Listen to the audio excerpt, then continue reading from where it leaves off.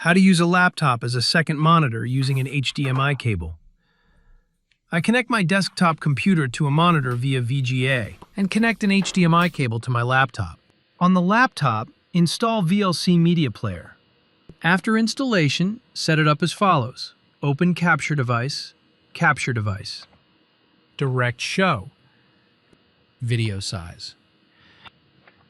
1280/720.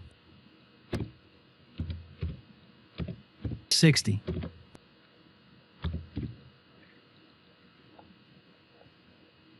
Advanced options, horizontal 16, vertical 9.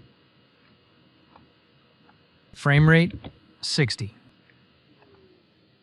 More options. Caching, 100 milliseconds. USB video. USB audio.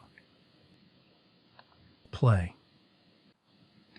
And finally, the device named HDMI Video Capture. HDMI Video Capture.